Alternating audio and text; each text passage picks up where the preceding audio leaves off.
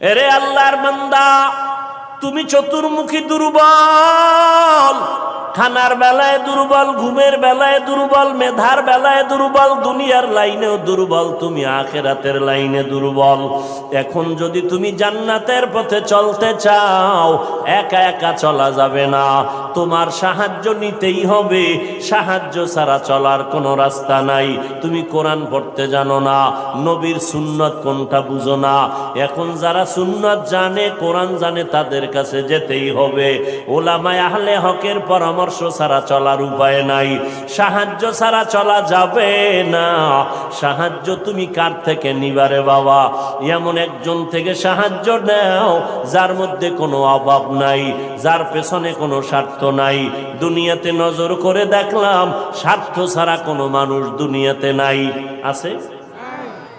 অভাব ছাড়া কোনো মানুষ নাই, বরং টাকা যার যত বেশি তার অভাব তত বড়। যারা যত বড় লোক তারা অভাব তত বড়। অভাব গরিবের 100 টাকায় সমাধান হয়, বড় লোকের 1,00,000 টাকায় অভাব সমাধান হয় না। এই স্বার্থ ছাড়া, অভাব ছাড়া একজন পাইবা, তিনি আর কেউ নয়, আমার আল্লাহ। ইয়া আইয়ুহান নাস আনতুমুল ফুকারাউ ইলাল্লাহ ওয়াল্লাহু হুয়াল গনিয়্যুল হামিদ।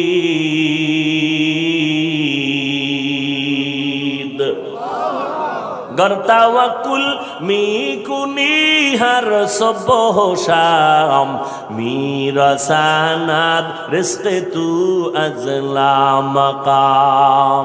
বাহাদুরি করিও না রে বাবা, অন্যের সাহায্য ছাড়া চলা যাবে না। দোয়াও কিন্তু একটা সাহায্য, দোয়াও সাহায্য। সাহায্য ছাড়া চলা যাবে না। মা বাবায় দোয়া করে, এর সাহায্যে আমরা বড় হয়েছি। মা বাবার ক্লান্ত পরিশ্রমের কারণে আমরা বড় হয়েছি, মা বাবার সহযোগিতায় বড় হয়েছি। কিন্তু স্বার্থ ছাড়া জমিনের মধ্যে কোনো মানুষ নাই, অভাব ছাড়া কেউ নাই। যার কোনো অভাব নাই তিনি হলেন আমার আল্লাহ, যার কোনো স্বার্থ নাই তিনি আমার আল্লাহ। এরে বান্দা, নিজেরে বড় মনে করলে ধ্বংস অনিবার্য।